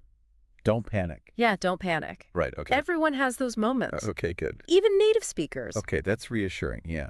So the guide suggests using circumlocution. Circumlocution, that sounds familiar. Yeah, it means describing the word. Right, yeah. You're trying to say. Okay, so like, if I can't remember the word umbrella, Yeah. I could say, the thing you use to keep the rain off your head. Yeah. Okay, so it's like playing charades Yeah. with your words. Exactly. But doesn't that sound awkward? It might feel awkward, Yeah. but it's actually a very common strategy, Right. even among native speakers. Okay, good. And it's a great way to, like, expand your vocabulary Yeah. and learn to express yourself in different ways. Okay, so it's turning a communication breakdown Yeah, into a learning opportunity. exactly. Okay, I love that. And the guide recommends practicing this regularly. Okay. You can even play games with friends Yeah, that's fun. to challenge each other. We've covered so much I know. in this part, from pronunciation to fluency, vocabulary, and even confidence. It's a lot. But there's one crucial element of speaking English like you mean it Okay. that we haven't talked about yet. Okay, what's that? Confidence. Ah, yes. How do you get that inner assurance? That's a great question. Yeah. And the guide talks about this. Okay, good. It says that confidence comes from a few things. Okay, like what? Mastering the technical stuff, Yeah. having good vocabulary, Mm-hmm. and most importantly, believing in yourself. Oh, okay, so it's not just about knowing the rules. Right. It's about having that, like, inner belief. Yes, that you can do it. But how do you get that? The guide offers some advice. Okay, good. It reminds us that everyone starts somewhere. Right. Making mistakes is normal. Yeah. It encourages you to set realistic goals. Okay. Celebrate small wins and focus on progress. Not perfection. Not perfection, exactly. Yeah, that's a good reminder. Right. It's easy to compare ourselves to others and get Yeah. discouraged. Yeah. But focus on your own journey Yeah. and those small wins. Okay, I like that. And the guide also says, find a supportive environment, Yeah. whether it's a language partner, a group, or online. Right. People who will support you. Exactly. That's so important It is. to have that support. It is. And the guy also says, you know, Yeah. confidence, it's not a fixed thing. Right. It's something you can develop. You can build it. Okay, so anyone can become confident Yes. in speaking English. Absolutely. That's great. And this guide gives you the tools to do that. It's a game changer. Yeah. We've covered so much in this part, So much. from pronunciation and fluency Yes. to vocabulary and confidence. It's amazing. Before we wrap up, let's take a quick break. Okay. Let all this info sink in. Yeah. We'll be back soon with the final part of our deep dive. Sounds good. We'll explore even more tips Okay. for speaking English like you mean it. Welcome back to the final part of our deep dive into speaking English like you mean it. We've explored so much already, like pronunciation and fluency, but now I'm ready for the action, you know? Right. Time to put it all into practice. Yeah, make a plan. Exactly. And that's where this guide is really helpful. It is. It gives you steps you can actually take. So where do we begin? Well, the guide says to start by figuring out your goals. Why am I doing this? Yeah. What do you want to achieve? Travel. Connect with people. Get a better job. That's a good point. Got to have a reason. Right. Then you got to see where you're at now. Like, what am I good at? What do I need to work on? Exactly. Be honest with yourself. Okay, and then what? How do I actually practice? The guide has tons of activities. Oh, cool. Like what? Well, for pronunciation, it suggests tongue twisters or shattering or recording yourself. Those are good ideas. Right. What if I don't have anyone to practice with? You can still practice solo. Really? Yeah, it's just as effective as long as you're consistent. Okay, cool. You can describe images out loud, talk to yourself, even make your own podcasts. Wow, that's creative. Right. But if you do have someone to practice with, Yeah. the guide says to join groups, find a partner, or do online exchanges. Oh, and talk to people in real life, too. Exactly, like at a cafe or something. Okay, but finding time to practice can be hard. I know, but the guide has tips for staying motivated. Set realistic goals. Break things down into small steps and reward yourself. Oh, okay, so don't be too hard on myself. Right, and if you hit a plateau, Yeah, what then? revisit your goals, try new things, ask for feedback. So it's okay to switch things up. Yeah, and remember why you started learning. That's a good point. And there are tons of resources out there to help you. Like what? Dictionaries, apps, websites, even just surrounding yourself with English. Books, movies, music, yeah. Exactly. Find what you enjoy. Okay, so we've talked about Techniques, practice, resources. Yeah. But what about confidence? Ah, yes, the key ingredient. It's one thing to know the rules, Mm. but it's another to actually feel confident speaking. The guide has great advice for that. Oh, good. What does it say? Remember, everyone makes mistakes. Perfection isn't the goal. Right. It's about communication. Exactly. So shift your mindset. From fear to curiosity. Exactly. Embrace the challenge. Have fun. I love that. What an inspiring way to wrap things up. Right. Speaking English isn't about being perfect. It's about connecting with people. Exactly. Well, I'm feeling super motivated to go out there and practice. Me too. Remember, embrace the journey. Yeah, enjoy the process. And keep those conversations flowing. That's a wrap on our deep dive. Thanks for joining us. Hey everyone, welcome back. Ready to unlock some of the secrets of fluent English. I think we all know that feeling. Like you understand the individual words, but something's missing. It's like everyone else is in on a joke and you're left out. Exactly. And that's where idioms come in, right? They're like these little cultural puzzles that can really trip you up. And today, we're going deep into the world of idioms, tackling a list of 21 that are key to taking your English from intermediate to advanced, really sounding more natural and fluent. And idioms aren't just about sounding good, are they? They often give us a glimpse into the history and the culture of a language. Oh, absolutely. So we'll be unpacking not just what these idioms mean, but also where they come from and how to use them effectively in different situations. And maybe even a few funny stories along the way. So are you ready to dive in? Absolutely. Let's get started with our first idiom, a blessing in disguise. Have you ever experienced something that seemed bad at first, but turned out to be a good thing in the end? I think we all have. It's like that feeling when you miss a flight and then you find out it got delayed for hours anyway. Exactly. Or maybe you didn't get the job you really wanted, but ended up with an even better opportunity. It's those moments when we realize that things happen for a reason. And that sometimes what we perceive as setbacks can actually lead us to something much better. It's like the universe has a plan, right? Right. And speaking of getting to the point, our next idiom is beat around the bush. I think we're all guilty of this sometimes, especially when we have to have a difficult conversation. Oh, for sure. Instead of just coming out and saying what we mean, we kind of dance around the topic, hoping the other person will figure it out. Yeah, like when you want to ask for a raise, but you start talking about how much you love your job and how dedicated you are. Instead of just saying, hey, I think I deserve a raise. Right. It's that awkward feeling of wanting to address something, but not wanting to be too direct. So how do we break out of that beating around the bush habit? Any tips for being more direct? Well, I think being mindful of it is the first step, recognizing when we're doing it, and then just practicing being more straightforward, even if it feels a little uncomfortable at first. Now picture this.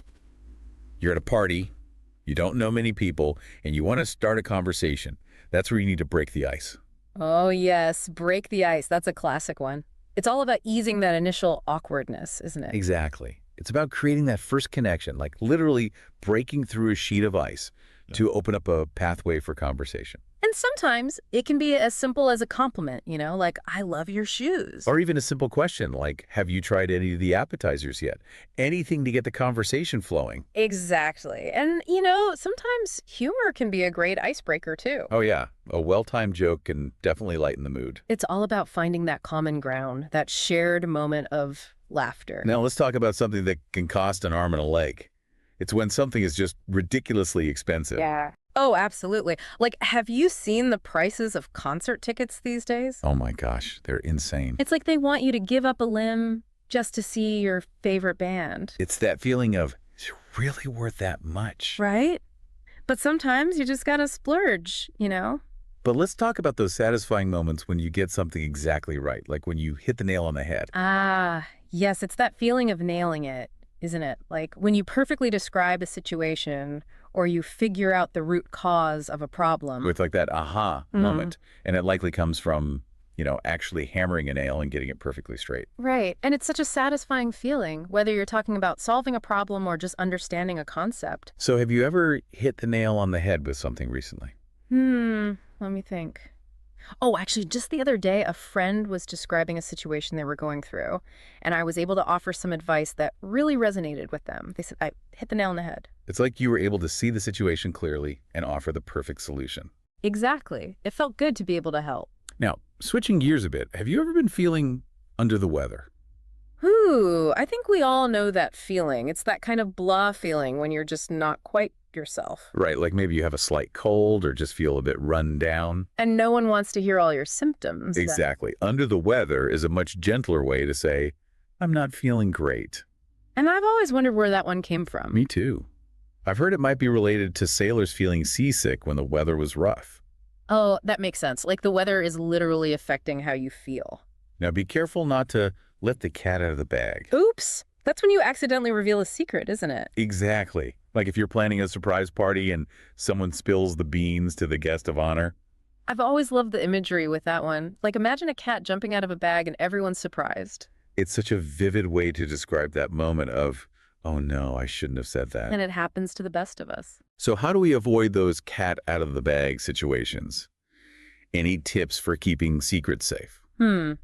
I think sometimes it's better not to know the secret at all if you're someone who tends to blurt things out. That's a great point. If you don't know, you can't accidentally reveal it. Exactly. Or, just be extra careful about who you talk to and what you say. But sometimes you just have to accept that the ball is in your court. Ah, yes. That's when it's someone else's turn to make a decision or take action. It's like passing the baton in a relay race. Exactly. You've done your part, and now it's up to them to decide what to do next. It's often used in negotiations or discussions, right? Yes, like when you've presented your offer and you're waiting for the other person to respond. And sometimes, to get things done, you just have to burn the midnight oil. Yeah, that's a good one. It means staying up late, working, usually on a project or deadline. Back in the day, it literally meant working by the light of an oil lamp. Right. But nowadays, it's more about that feeling of burning the candle at both ends. But sometimes, you have to face those challenges head on. Like when you have to bite the bullet. It means doing something difficult or unpleasant, even though you don't want to. Like going to the dentist, right? Yeah, exactly. Or having that tough conversation you've been putting off. But on a brighter note, some things happen very rarely, like once in a blue moon. Oh, I love this one. It's so poetic. And it actually refers to a real astronomical event, Really? Yeah, when a second full moon occurs within the same calendar month. It doesn't actually look blue, though. Oh, that's interesting. So it's something that happens very infrequently. Exactly. Like winning the lottery or seeing a unicorn. Now, let's talk about maximizing efficiency. It's like when you kill two birds with one stone. Yes. It's about accomplishing two things with one action, isn't it? Like if you need to go to the post office and the grocery store, and they're right next to each other. You can do both errands in one trip. Exactly. It's all about being smart with your time and effort. And sometimes things are surprisingly easy, like a piece of cake. Oh, yeah. That's a great way to say something was simple and effortless. It makes it sound almost enjoyable, right? Like it was no trouble at all. Exactly. Like, that exam was a piece of cake. But be careful not to put all your eggs in one basket. Oh, yes. That's a good reminder. It's about diversification, isn't it? Not putting all your hopes or resources into one thing. Exactly. It's like spreading your risk so if one thing doesn't work out, you have others to fall back on. Right. Like, don't invest all your money in one stock. Or don't rely on just one person for your happiness. Speaking of revealing secrets, sometimes you accidentally spill the beans. Oops. That's like letting the cat out of the bag. Right. But maybe a bit more unintentional. Right. It's like you just blurt something out without thinking. And it can be so embarrassing. It is. Especially if it's a secret that you're supposed to keep. Oh, for sure. But sometimes it's just a funny slip-up. But it's always important to consider different perspectives and not take everything at face value. That's when you take something with a grain of salt. Yeah, it means being a little skeptical, doesn't it? Not believing everything you hear. Especially in today's world, with so much information flying around, it's crucial to be discerning, to question things. Right. Not everything is as it seems. So how do you decide what to take with a grain of salt? What are some red flags? That's a good question. I think it's about looking at the source of the information, Is it a reliable source? And sometimes, no matter how hard you try, you just have to throw in the towel. Yeah, that's when you admit defeat, isn't it? You realize it's time to give up. It's like knowing when to walk away from a fight. Right. It's not always easy, but sometimes it's the best thing to do. And have you ever felt like you were barking up the wrong tree? Oh, definitely. It's when you're pursuing a path or a solution that's just not going to work. You're putting in all this effort, but you're headed in the wrong direction. It's like you're lost in the woods and you keep going deeper and deeper, but you're not getting any closer to your destination. Exactly. And sometimes it takes a while to realize that you're on the wrong track. It does. But it's important to be able to recognize those dead ends and be willing to change course. So how do you know when it's time to stop barking up the wrong tree and try a different approach? I think it's about paying attention to the signs. If you're not making any progress, if you keep hitting roadblocks, it might be time to step back and reassess your strategy. That's great advice. Now, wouldn't it be amazing to always have the best of both worlds? That is the dream, isn't it? It's like having your cake and eating it too. Exactly. It's about finding that perfect balance, that ideal situation where you get the advantages of two seemingly opposite things. Like imagine working from home, but still having that sense of community and collaboration that comes from being in an office. But sometimes you just have to throw caution to the wind and go for it. Oh, absolutely. It's about embracing risk and spontaneity, letting go of your fears and just going for it. It's like that feeling of freedom and excitement when you decide to do something unexpected. Exactly. Like quitting your job to travel the world. And finally, going above and beyond, giving it your all, that's going the extra mile. It's about exceeding expectations, isn't it? Putting in that extra effort to make something truly special. Like staying late to help a colleague finish a project or going out of your way to make a customer happy. It's those little things that make a big difference. And, going the extra mile doesn't always have to be about work. It can be about anything, really. Oh, absolutely. It's about that attitude of always striving to do your best. Exactly. And it's something that people really appreciate, whether it's in your personal or professional life. So we've covered a lot of ground here, explored 21 essential idioms. What stands out to you so far? Any favorites? So many great ones. I think bite the bullet is one that really resonates with me. It's a reminder that sometimes we just have to face those challenges head on, even if it's uncomfortable. What about you? I think the best of both worlds really appeals to me. That idea of finding balance and enjoying the benefits of different perspectives. Yeah, that's a good one. It's a reminder that we don't always have to choose one thing over another. Sometimes we can find a way to have it all. Exactly. And that's a great note to end on for this part of our deep dive. We've only just begun to scratch the surface of these idioms, but we'll be back soon to explore even more of their nuances and applications. Looking forward to it. I think for me, bite the bullet is one of the ones that really stands out. Yeah, I get that. Knowing the history behind it too, like, wow. It just highlights that kind of courage, Right. that we need to face things we don't really want to. Like steeling yourself, getting ready. Totally. And have you ever had to bite the bullet recently? Oh, all the time. I think we all do, right? Yeah. But one that comes to mind is I remember having to give a presentation to, a huge audience. Ooh, that's tough. Yeah. And I was so terrified, but I knew I just had to bite the bullet, get up there and do it. And I bet once you did, it wasn't so bad. It's always like that, right? The anticipation is worse. The build-up. And it makes you stronger, too, each time. Oh, absolutely. And that actually makes me think of barking up the wrong tree, because sometimes you think you're, doing the right thing. Putting in all this effort. And then you realize, oh, this is a dead end. You're headed in the wrong direction. Completely. And that happens a lot, I think, especially today with so much information. Oh, yeah. It's overwhelming. It really is. And Yeah. so it's easy to get sidetracked. Yeah, to go down rabbit holes. But I think there's a lot of value in recognizing that you're doing that. Totally. And then you can say, okay, well, what other options do I have? How else can I approach this? It's about being flexible, being adaptable. Yeah, and I think that leads us nicely to the best of both worlds, because... Ooh, the ideal. Right. Because sometimes you do have to choose one or the other, but sometimes you can find a way to get the benefits of both. To kind of merge them. Yeah, exactly. It's like, having that flexibility of working remotely, but also still having that in-person connection. Yeah, that sense of community. Yeah. And sometimes you just got to throw caution to the wind. And just go for it. Right. I love those moments. Those are the best, those spontaneous decisions. Absolutely. Even if it's a little bit scary, a little bit risky. Like quitting your job to travel the world. Oh, yeah. That's a big one. But so freeing.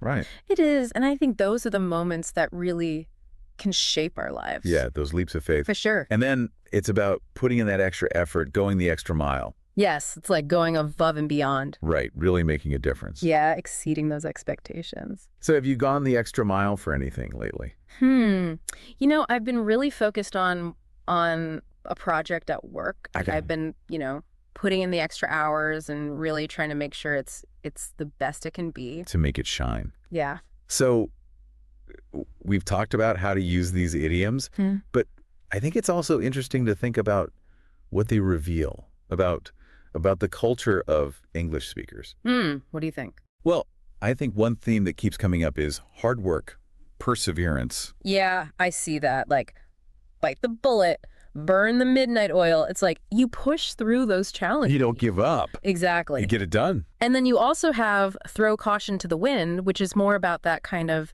risk-taking spirit. Yeah, that adventurous side. So it's interesting. It's like there's that balance. Of both. Yeah, you work hard, but you're not afraid to try new things and take a chance. And the best of both worlds speaks to that, that balance, compromise. Yeah, like finding the middle ground. Yeah. Trying to see things from different perspectives. And take it with a grain of salt, which is kind of like, don't believe everything you hear, right? Question things. Be a critical thinker. Yeah. So as we wrap up this part of our deep dive, what would you say are some key takeaways for our listeners? I think don't be afraid to start using these idioms. You know, the more you use them, the more natural they'll feel. Practice makes perfect. Absolutely. And I think it's important to remember that idioms are more than just words. They're really a window into the culture. Yeah, they tell us something about the values and the beliefs of the people who use them. So pay attention to how people use them in different contexts, and you'll start to pick up on those nuances. Yeah, you'll gain a deeper understanding, not just of the language, but of the culture as well. Yeah, it really is fascinating to see how much we can learn just from these little phrases. It's like they're little time capsules of culture. So let's talk a little bit more about that connection between language and culture. Yeah. Do you think the idioms we use, do they actually influence how we think? Ooh, that's a really interesting question. Right. It makes you wonder, like, if these phrases that we use all the time, Yeah. if they kind of subtly shape our perceptions of the world, Yeah. like spill the beans, for example, does that say something about a culture that values discretion? Yeah. Or does using that idiom actually reinforce that value, make us more aware of keeping secrets? Yeah, it's like, which came first? The chicken or the egg? Exactly. Does language reflect culture, or does it shape it? Or maybe a bit of both. I think it's probably a bit of both. Yeah. You know?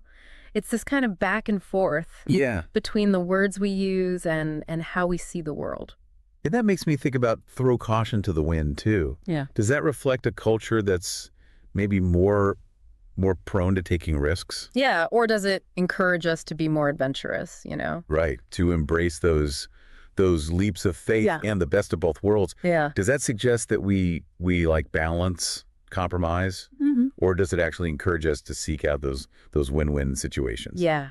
It's really fascinating to think about. It's like language is this tool that can both reflect and influence our values and beliefs. Exactly. And I think that's what makes learning idioms, so much fun. Yeah. It's not just about the words themselves. It's about what they tell us about the culture and about ourselves, really. So as we wrap up our deep dive into these 21 essential idioms, Yeah. what would you say is your biggest takeaway for our listeners? Don't just memorize them, experience them. Ooh, I love that. Listen for them when you hear people talking, when you watch movies, when you listen to music. See how they're using them in real life. Exactly. And try using them yourself. The more you use them. The more natural they'll feel. Absolutely. And it's like anything else you're learning. The more you immerse yourself, the more it becomes part of you. Yeah. And the more you explore language, Yeah, the more you appreciate its beauty and its power. it's true.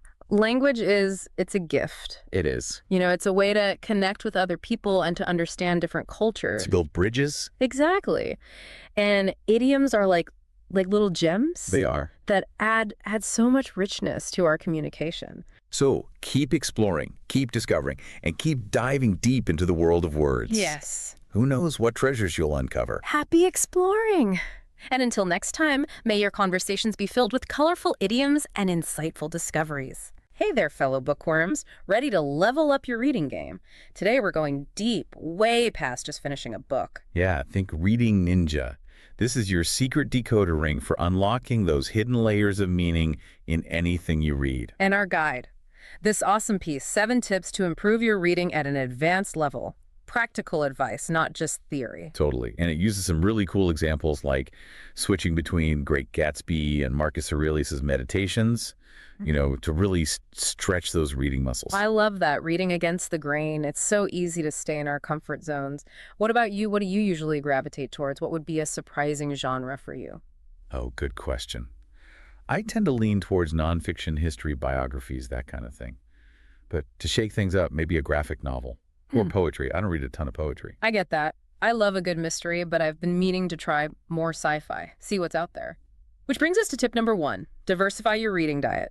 The source is all about exploring different genres, styles, and topics. Makes sense, right? Like food. You don't want to eat the same thing every day. You miss out on all those flavors and nutrients. Same with reading. Each genre has its own strengths, its own way of seeing the world. Exactly. And they even suggest this cool activity. Read a news article on climate change, then read a poem on the same topic. See how different forms of writing can change your understanding. That's such a good idea. The news article gives you the facts, right?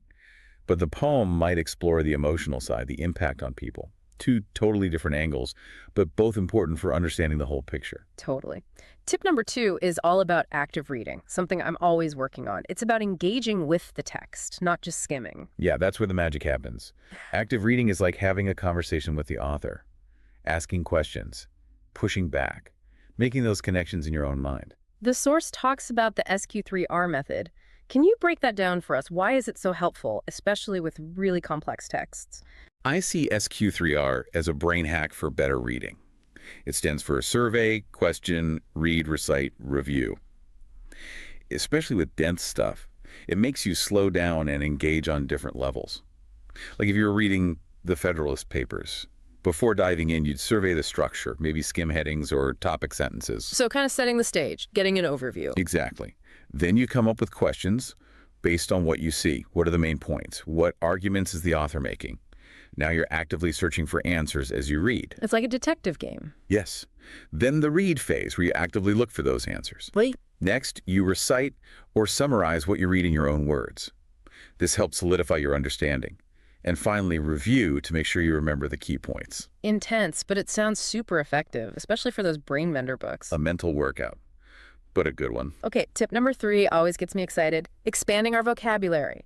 They suggest keeping a vocabulary journal, which sounds fun. Like building your arsenal of words. But what about those words that just completely stump you, like singularity in Stephen Hawking's A Brief History of Time? I remember just staring at that one, completely lost. I know that feeling. You gotta become a word detective. Context is everything. You can often figure out the meaning using root words, prefixes, suffixes, break it down into smaller parts. Like solving a puzzle. And once you crack the code, that word unlocks a whole new level of understanding. I had that with epistemology in a philosophy book. I finally broke it down. Episteme meaning knowledge, and logos meaning study. Boom, the study of knowledge. It's the best feeling. And those aha moments build on each other. Every new word opens up more understanding. You can tackle even more complex stuff. Brain leveling up. Tip number 4 is where it gets interesting. Author's craft. Understanding the why behind an author's choices. It's like peeking behind the curtain, seeing the magician's secrets. Totally. They use 1984 as an example how Orwell creates that feeling of oppression through his writing. What are some clues we can look for to get an author's purpose? Oh, so many. Tone, imagery, sentence structure, rhetorical devices, they all add up. Like, think about it. A short, choppy sentence creates urgency, tension, right? But a long, flowing one might feel more thoughtful. Like composing music with words, using different instruments to create different effects. Great analogy. And you, as the reader, start to pick up on those little cues. You see how everything plays a role. Word choice, pacing, even punctuation. Like learning a secret language. They suggest analyzing a paragraph from Virginia Woolf's To the Lighthouse to really examine the sentence structure. I challenge you, try that with anything you're reading. Pick a passage and dissect it. It's amazing what you find. I agree. Ask yourself, what choices are they making and why? You'll see patterns, appreciate the craft even more. Okay, tip number 5 gets into summarizing and critical thinking. Essential skills for any advanced reader. I'll admit, sometimes I just want to get lost in the story, but slowing down to analyze is crucial too. It's like the difference between watching a movie passively versus really engaging with it. When you summarize, you got to boil things down to the essence, really understand the main points. Critical thinking is about questioning assumptions, looking at different perspectives, and evaluating the evidence. They talk about summarizing an article on AI, which is constantly changing. Imagine trying to sum up all those complex ideas. It's a challenge. Yeah. But so valuable.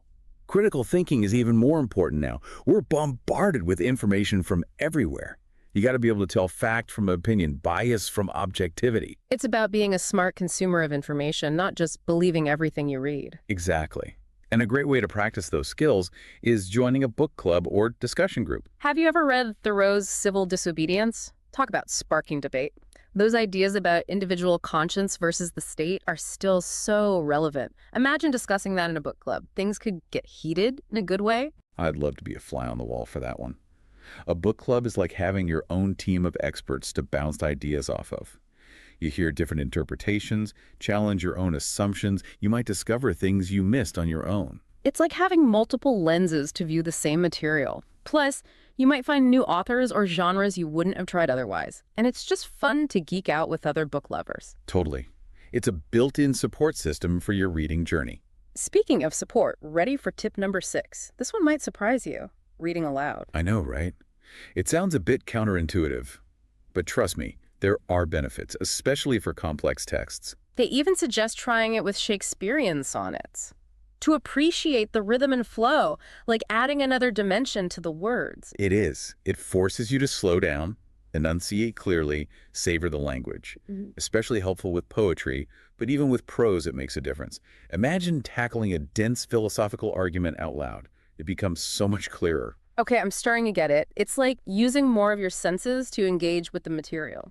Exactly. And remember, we learned language through sound first. Reading aloud taps into that. Plus, think about when we were kids reading aloud together. We learned so much that way. I loved those read-alouds in school. And the source even says, record yourself reading aloud and listen back. Brilliant. Yeah. It might feel awkward, but it's a fantastic way to see where you stumble, work on pronunciation, improve fluency, like your own personal coach. I'm adding that to my toolkit. Okay, our final tip. Goal setting. I'm all about goals, but sometimes I'm not sure where to start, especially with something as broad as reading. I get that. The source uses War and Peace as an example, which is a big one. But they have a great point. Break down big goals into smaller chunks. So instead of I'm going to read War and Peace, it's I'm going to read 50 pages a week. Exactly. It feels much less scary. Yeah. And you get that sense of accomplishment as you hit those smaller milestones. And there are great tools to help you track your progress. I love Goodreads. It's so motivating to see what you've read, find new books, share your thoughts. It's a great community for book lovers. Yeah. And speaking of community, they mention book clubs again. There's nothing like connecting with other readers and really diving deep together. It's like a cheering squad for your reading journey. So we've covered a lot. Diversifying our reading, active reading, vocabulary, author's craft, summarizing, reading aloud, and goal setting. It's been quite the exploration of becoming a more advanced reader. It has. And I hope our listeners feel inspired to take their reading to that next level. Me too. You know, as we wrap up this part, it makes me think about the power of reading. It's not just about knowledge. It's about understanding the world and ourselves better. That's beautifully put. It's about empathy, critical thinking, opening ourselves up to new perspectives and possibilities. Exactly. And it's a journey that never really ends. There's always something new to discover, a new connection to make. And with the right tools and techniques, we can keep growing as readers our whole lives. I love that. So, as we wrap up this segment of our deep dive, I want to leave you with a thought. What's one book or article you've always wanted to read, but felt intimidated by? What's that one that's been sitting on your shelf, whispering promises of adventure? Maybe it's a classic, a dense philosophical work, or something scientific that's always intrigued you. Now is the time to embrace the challenge. Use the tips we've discussed and approach it with confidence, curiosity, a sense of adventure. You might be surprised. Now, before we move on to part 2, we want to hear from you. What's one aha moment you've had while reading? Share your stories, your insights, your favorite reading techniques.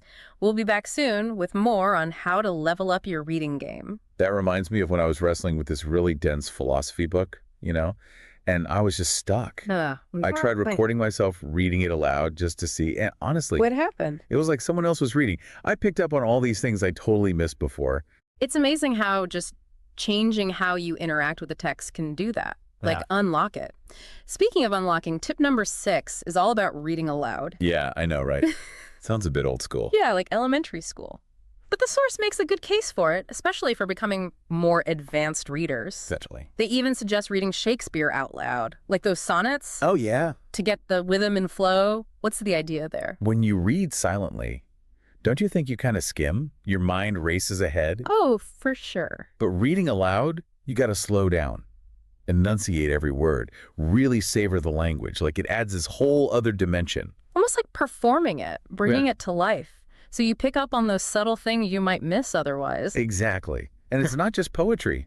Think about a tough philosophical argument, or even a legal document. Reading it aloud can make it so much clearer. Okay, I see what you're saying. It's like using more of your senses to really engage with it, which helps you remember it better too. Right. And we learn language through hearing first, don't we? Yeah. So reading aloud kind of taps into that. Plus, it's like when we were kids reading aloud together. Yeah, Remember how much we absorbed? I do. Those were great. And the source even says to try recording yourself reading aloud and listening back. I know it sounds a little weird. Yeah, but it could be really helpful. Absolutely. You can hear where you trip up, work on pronunciation, get more fluent overall. It's like having your own personal coach. I gotta try that. Okay, last tip from the source. Goal setting.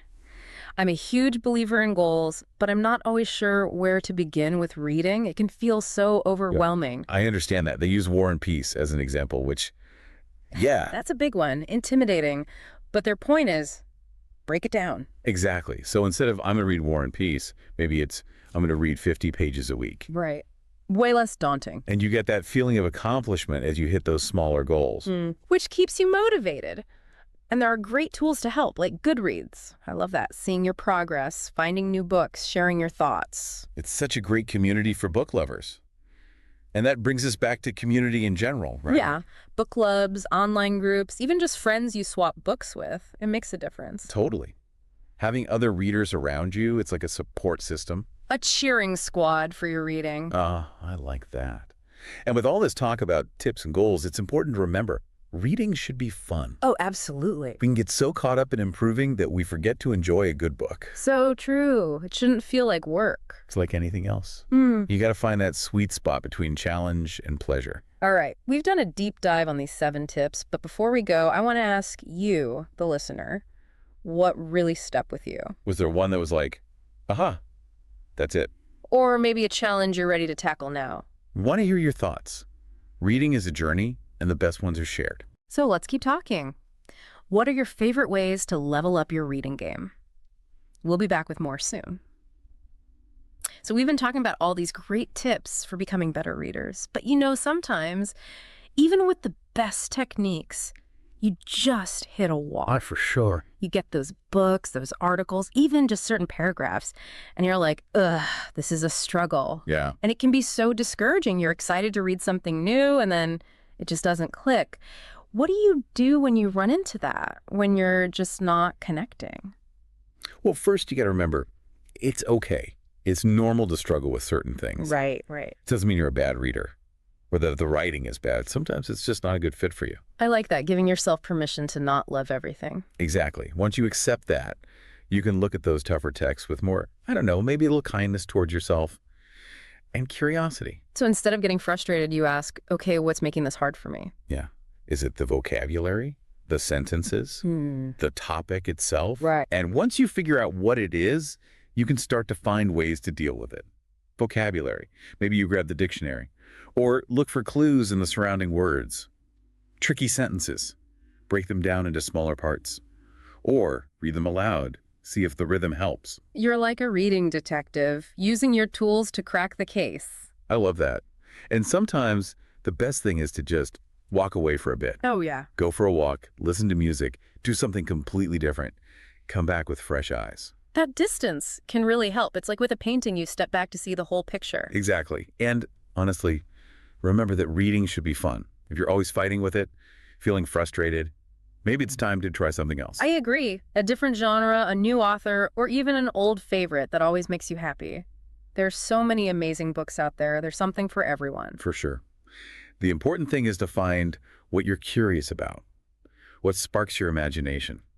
As we wrap up this whole deep dive into reading, it keeps coming back to this. It's so personal. It really is. We can learn techniques, we can get better at it, but at the end of the day, it's that connection you make with what you're reading. It's like connecting with another mind, even if they lived centuries ago, exploring new worlds, understanding ourselves and the universe better. A journey of discovery. And like all good journeys, the best thing is to go with curiosity, a sense of wonder, and be open to getting a little lost along the way. Keep exploring, keep asking questions, and never lose that sense of wonder. That's the magic of reading.